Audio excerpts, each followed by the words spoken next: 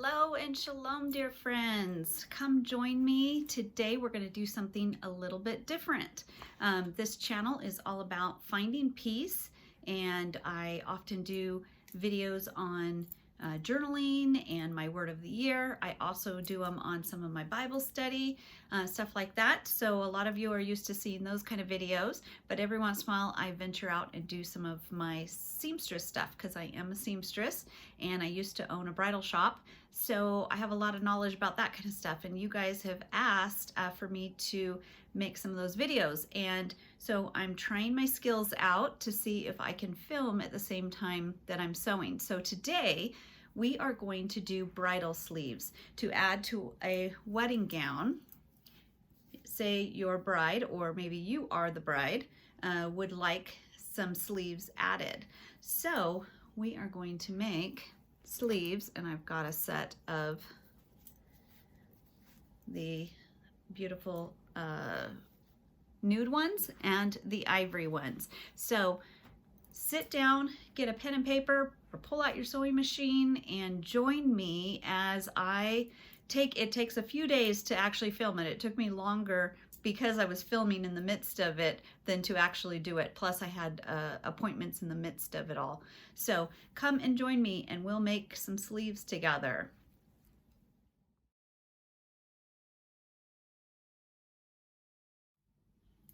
So the supplies you are going to need to make these sleeves here, and these ones happen to be in the nude color with an ivory applique, and so they actually are nude, and you can get nude. You need the stretch tulle. Before, sleeves used to be made out of tulle, but they were not stretchy, and they are miserable to wear because they will not stretch when you're moving. So luckily we live now in these days when we can have spandex and stretch, and so you can actually order a stretch tulle, and this is in the nude. Now each bride is going to have a different skin color, so there are different skin colors. I did buy this lighter color, and I have not found a bride that I've used that for because it almost has a yellow tone to it. So that one has not ever gotten used, and this color I have used over and over and over again. It seems to, even on the lighter skin tones, you will have to do 2 layers in a sleeve. However, it still tends to disappear a little bit better, no matter what your skin color is. And then there are some darker ones as well. Also an ivory. Some wedding dresses, even their tulle is in ivory, so you wouldn't want to do a nude sleeve on a wedding dress that has ivory tulle everywhere else. So they now, which this is newer to me, that I couldn't get this before, but they actually have a stretch tulle for that as well. So I usually pick one of these and let the bride choose. We look at her dress, see what best matches her dress, and then we either get appliques from the bridal shop, from the supplier where she got her dress, or I'll even let her get on Etsy and choose her own appliques, or sometimes they have me pick out appliques. Sometimes I have stuff here too. So that is to make those sleeves there.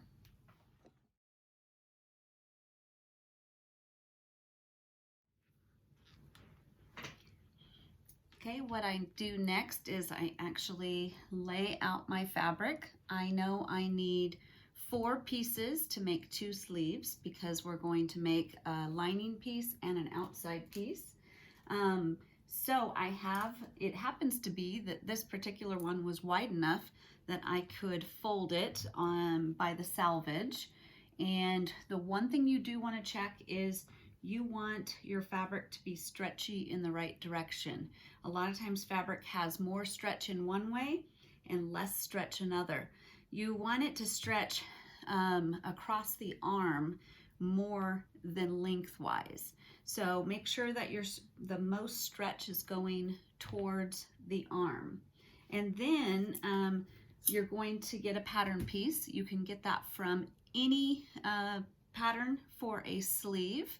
And then you'll take some measurements. I particularly have taken over the years patterns off of other dresses. So this is just an old piece of fabric, and then I mark where it came from, what kind of sleeve. And I actually have just a manila envelope that I just have all different kinds of sleeve patterns that I have taken over the years. Everything from short sleeves to little cap sleeves, just plus size sleeves. I've got children's sleeves, all of that kind of stuff.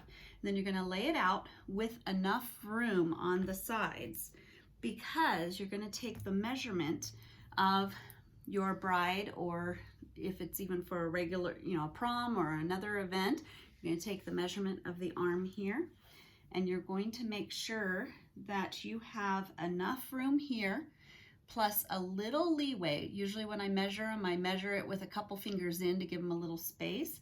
And then you're gonna want, I usually do like a 1/2 inch on each side. You can do whatever seam allowance you allow. So you're gonna make sure when you cut this out, you cut it with enough length.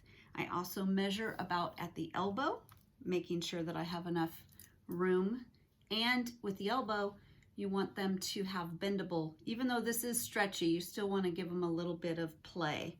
And then at the wrist, you're going to also measure. And then the other thing you will do is you're going to measure from the top of their shoulder while they have their arm bent down to their elbow, and then down to where you want the sleeve to land. Usually I go past that knuckle and I'll go about right here. And when I'm making the sample sleeves, I make it a little bit longer, because you can always tuck them up or get them up out of the way, but you can't add on so much. So then you're gonna go ahead, and after your measurements, you're gonna cut these out. So one way I do mark across is I know that this bride, her arm measures at 13.5, and that's with some wiggle room. So I'm gonna go ahead and make that across here at 14.5. That gives me some leeway too before I go to try it on her.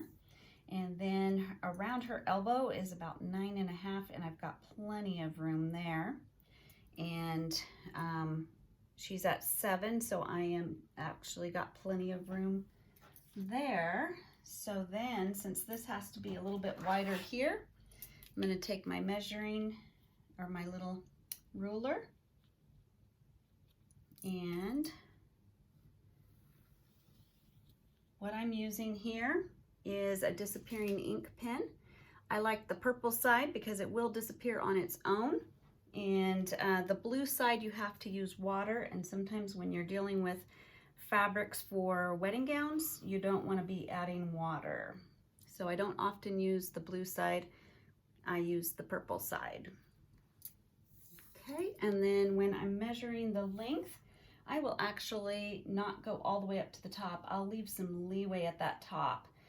So probably a couple finger spaces, just because a lot of times you're gonna tuck that up into the dress and get rid of it anyway. And then I will reach down to the end, and I notice that I need an extra inch. So I'm gonna go through and mark along the bottom 1 inch, and then making sure you don't cut at that part, you cut at your measured lines. Just gonna cut that.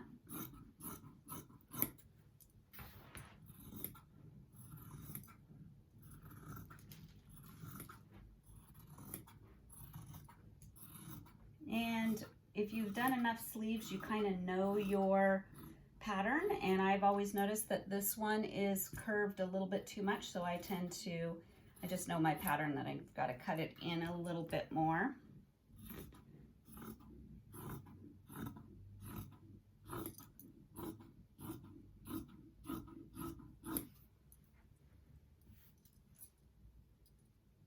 And right through here.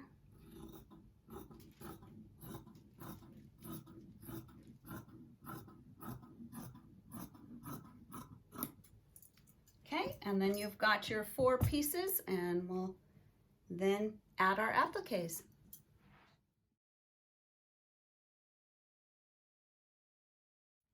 Okay, I don't know if you can see this on the camera, but I've got my 2 pieces, 2 of the 4 laying out. I have the other 2 down here.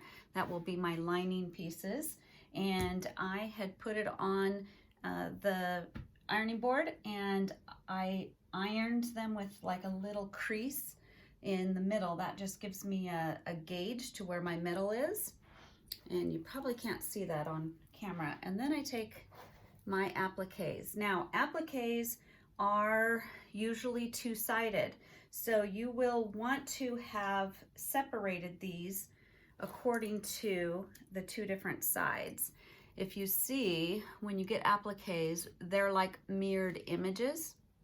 So you're gonna want to, right away when you order appliques, is to separate them into 2 piles. There's a right side and a left side. Or left and right, doesn't matter which way, but they are mirrored images. So often with sleeves, I like them going right down that middle. So that's on the first sleeve, and I'm going to get the mirrored image of that on the second sleeve. And I'll play around with that and lay out my appliques. Yep, they're sticking together. So I might do something. This is the mirrored image of that one, so I'm gonna go with that right there.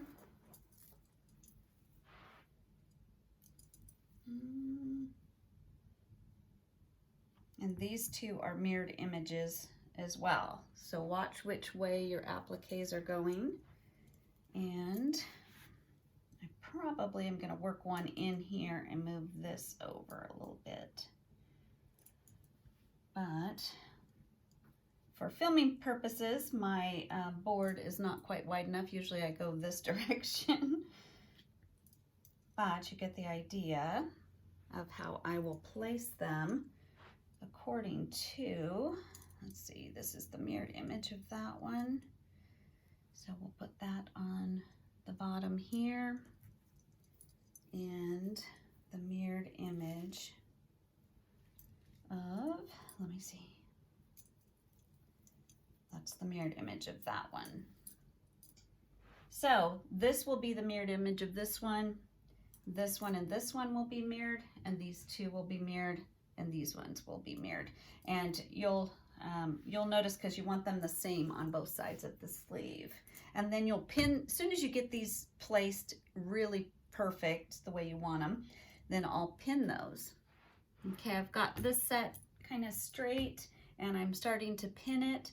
I like to pin each of the leaves and put the balls of the pin outside, so when I'm sewing, and you'll see that here in a minute, these are out of my way. The other thing I do is I do not pin down at the top of the sleeve. I do not pin down this applique here because I will only sew it to about there, because when I put it into the dress, this will come and layer over the top of the shoulder.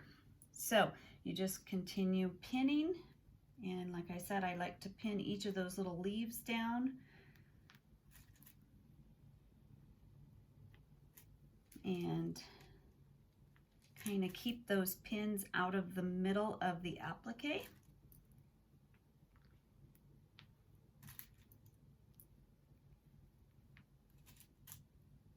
And you just keep pinning.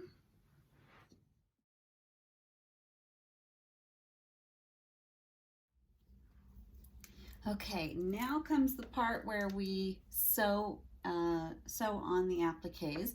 And I wanted to show you, this was in my drawer from a long time ago when I was very frustrated with sewing on appliques, because they can get very, you can see how gathered up, and that's not great on a sleeve or on any part of, I don't know if you can see that.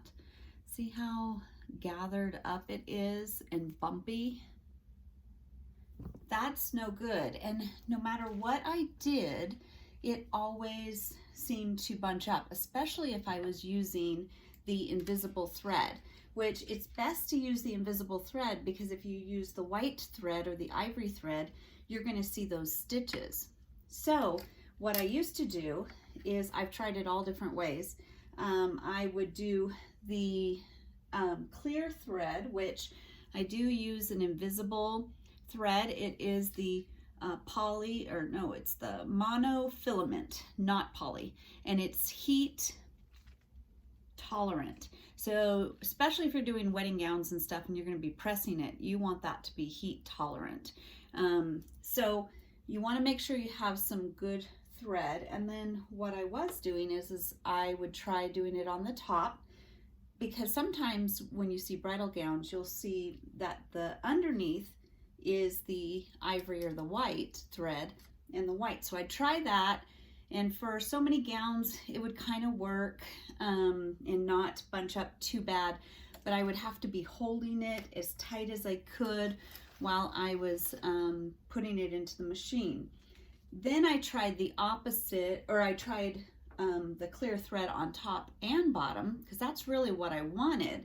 I wanted it completely clear so that it didn't show my stitching at all. And I will do this on a free form. I'll show you that here in a minute. But I discovered something that has changed everything. What I did now is, and I'll tell you after I found out how to do my bobbin tension on this machine.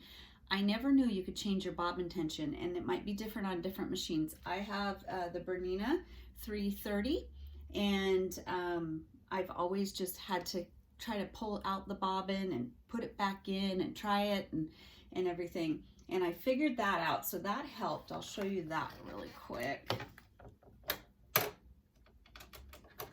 So I don't know if you can see that. So it's a clear thread, so you probably can't see that on camera.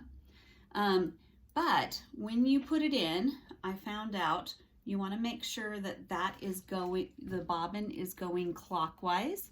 That's an important part. And then you also want to make sure that it has enough tension to hold on its own. And yet if you were to start moving it, it would be loose enough that it can start to fall a little bit, but pretty much hold onto its own. That's going to change depending on what thread you have. And I never knew this. And let me get my little thing, but there is a screw. Oh, well, there it went.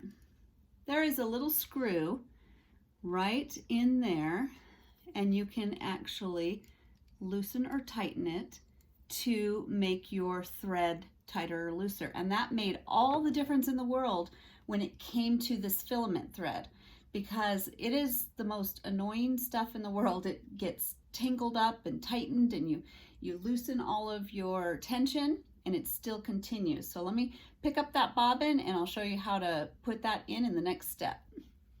Okay, once again, I'm going to make sure that it's going clockwise.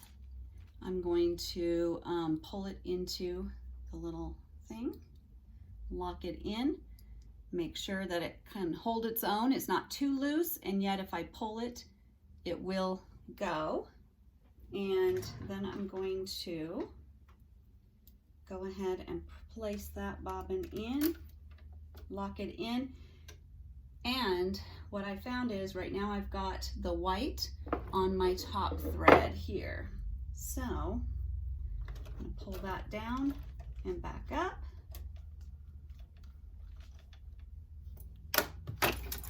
Put this back on. And now I'm also going to change out my foot for the free form, or the free motion, I think it's called, free motion. And on the Bernina, the entire unit comes off, and then this one locks in. Now what that's going to do is that's going to give me the capability of kind of being more of a free motion. So what I used to do is have my appliques on top, and then I would sew on top, and often this little thing would even get caught on this stuff, and I always ended up, no matter how much I did with my tension. Oh, speaking of that, I always put my tension to 0, and then on my machine, here on the side is where you can lower your feed dogs. That's an important part too, because what your feed dogs do is they will feed in the fabric, and if you're going to do a free motion, you want those to lower and be out of your way. So I've lowered the feed dogs. I've put this on 0. I've tried everything, so I even go all the way down to 0 on my stitching, although there are no feed dogs, so I don't know why I still do that, but I'll do everything to make sure this thing works. And then what has changed my life is I now flip it upside down and I sew on the back side. And I always start with my needle down. And now I am free to move in any different direction I want. And then I just follow the pattern of the applique and go around the edges. And for some reason, this has solved all of my tension problems with the free motion and the filament or the invisible thread. So hopefully that helps. I'll be sewing here in a second on this. Okay, now I've got my sleeve, my actual sleeve, and I'm going to turn it upside down and work on the back side of it. Also, when I am at where the wrist is, I don't sew that applique very far down, because I make sure I've got room for a seam and this hanging off. I also do that at the top, make sure part of it is hanging off so that when I sew in my sleeve, I can then tack that down. So let me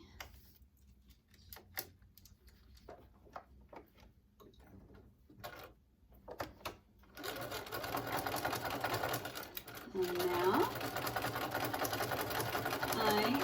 I still do, just because of all the years of it being such a tension problem, I still do hang on to my thread or my fabric and pull it pretty nice and taut.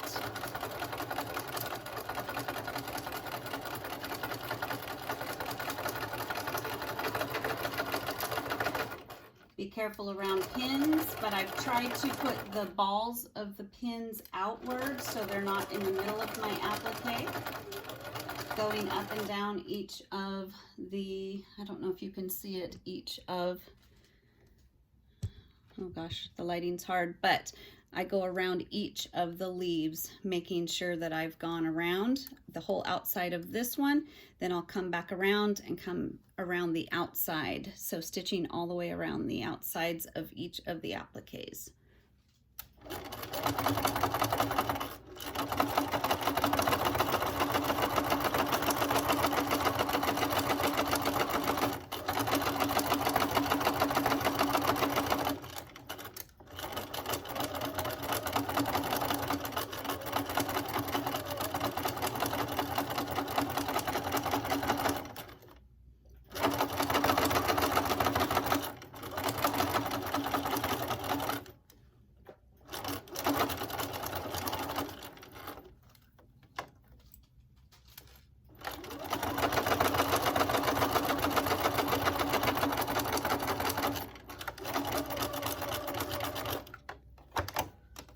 Watch those little pins.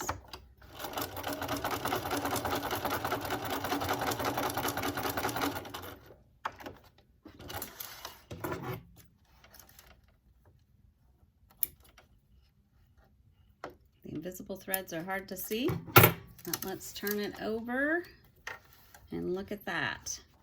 No puckering. There's a little tiny bit, but that is nothing compared to all the years it's just puckered up so badly. So I'll press that as well, and get that all flat, and I'll just finish my sleeve with all of my appliques.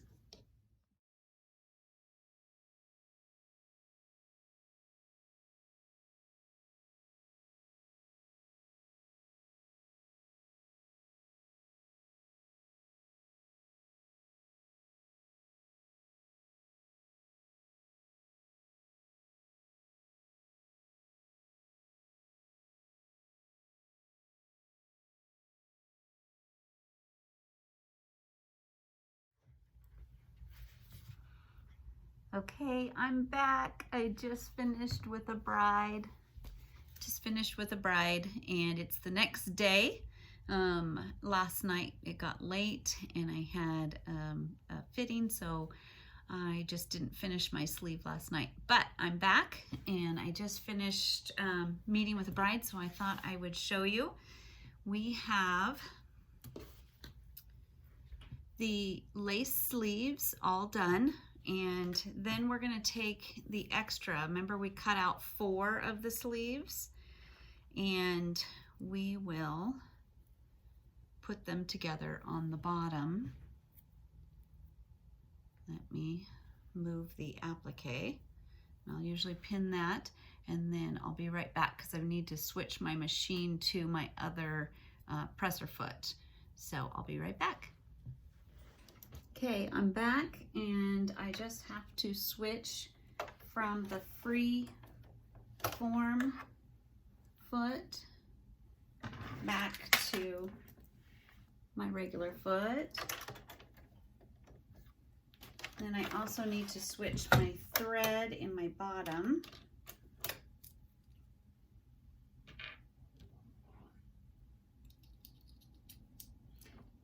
And I just learned this about bobbins, that when you do it, you want them to pull clockwise.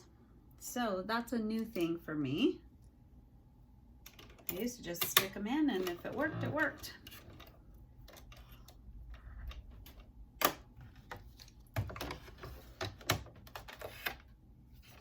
So now I've got my sleeve here along with the lining piece, and right at the wrist I have it pinned.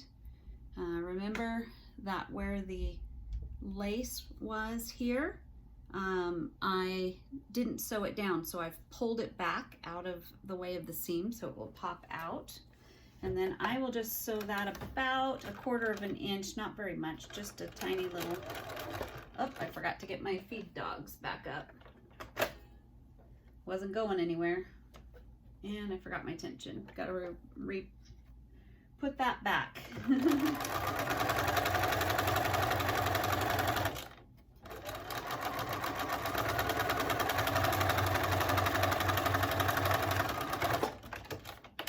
And reverse each of those ends there, and then you will have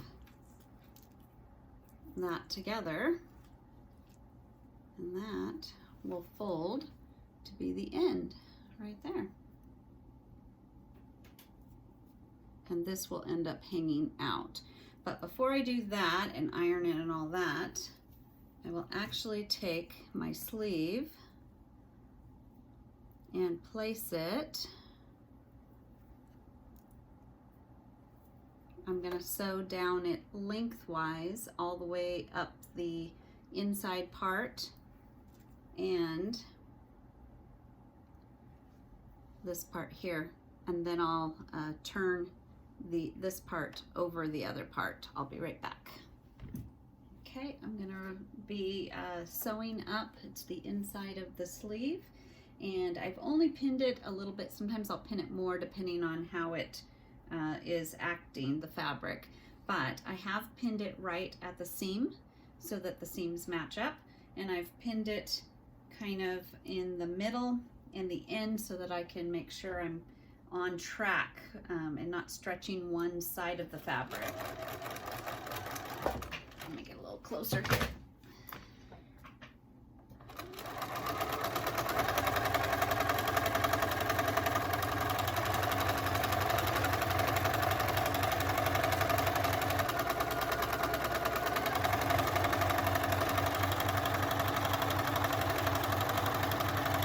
stretchy fabric, I do like to give it a little bit of a stretch just to make sure that when the sleeve does stretch, that it doesn't pull the fabric or the thread and break it.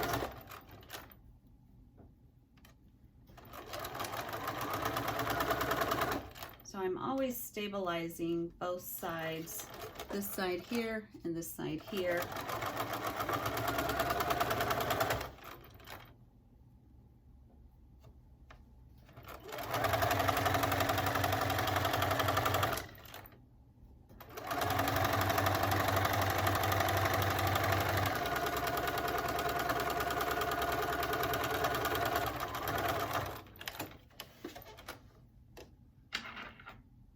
So then I will iron this seam flat all the way down and turn that inside out to be a sleeve. I'll show you that here in just a sec. So what I'm doing is kind of opening up and laying flat that seam and pressing it open as I go down. I'll straighten out any other wrinkles.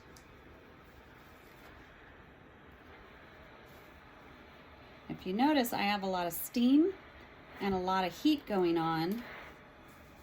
And one thing is, with tulle, any kind of tulle, veils or anything, you can burn holes in them if you have too much heat. So what I always have on my iron is I think they call it an iron glide. It saves it from ever getting a surge of heat into one spot, which would melt.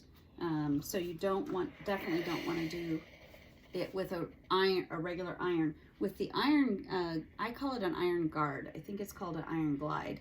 I can turn it all the way up and fully steam and not worry. Every once in a while, that steam could also put a hole in, so you have to be very careful when working with formal wear. So then what I will do is turn that inside out.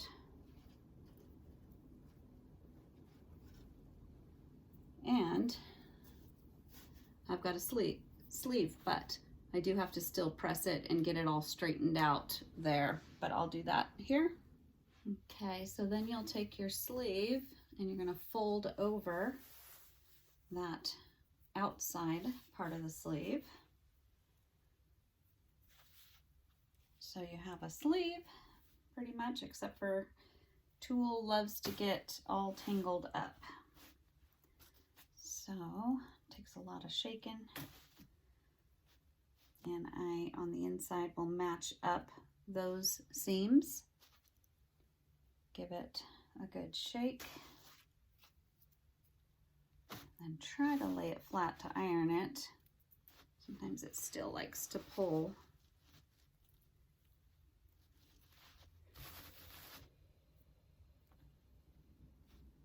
Try to get it as close as possible. Get those. And I usually will give it a little bit of a press to kind of, I don't know why that helps, but it really does.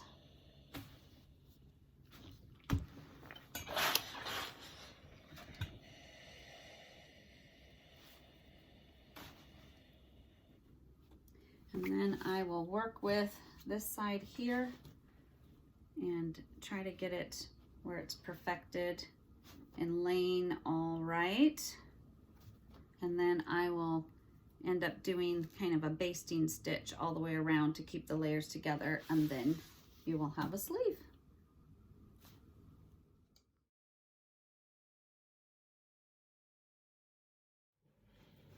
Okay, so we have our sleeve now, and I made this one with you guys, and that is the ivory stretch, and it has that little bit of stretch. Now the appliques will take away a little bit of that stretch, so you want to make sure you have plenty of room in there for them still, but the stretch does make it so much nicer. And then I have the nude ones I made as well, and that is really popular right now. So how you will do it is you want to make sure that when you're attaching a sleeve that the dress has a good armhole. Not a lot of them will have straps that are way up here or away from, and you're going to have to build out your sleeve to the shoulder line. You want a real sleeve hole. I think they call it an armsicle or something like that, but you want that right there to be just like a regular sleeved thing, so you might have to build that out. And then I usually will make the sleeves to the bride's measurements, and then I will add them in the appointment. Now the reason I made these two is this netting here, and across the back is all in the nude. So I thought maybe we should do the nude, which matches that. But then when I hung it up there, I wasn't as fond, but it's going to be different when it's on her arms. So I thought, just in case, because I don't want her to come back for another fitting for a sleeve if she doesn't like it, I thought I would create the ivory, since this part of the dress is all in ivory. But then it doesn't really match this. So we will see which one the bride picks. I usually let her make the decisions. I'll put them on her, and then once I do that, I will actually pin that on her, and I will end up sewing it on underneath those appliques to her dress. So that's how I do a sleeve. So I hope that helped you guys. I hope you got a lot of information out of that. If you have any questions, feel free to put them in the comments. I'll try to answer them the best I can to help you guys make lace sleeves for your bridal gowns. So shalom, my dear friends, and I hope that it was very helpful. I hope you got a lot out of it, and I hope you'll try this at home, and I know you guys can do it. We'll talk to you later. Shalom, my dear friends, and have a wonderful week.